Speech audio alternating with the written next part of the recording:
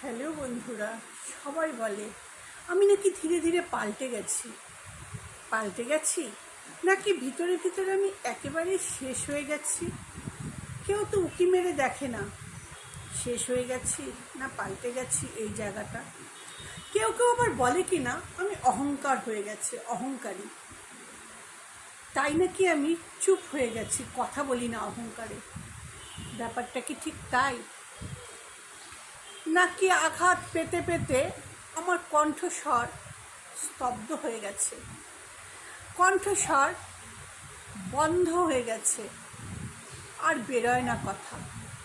একটু দেখো বন্ধু, কোনটা ঠিক কোনটা বেঠিক টোটালি তোমাদের হাতে।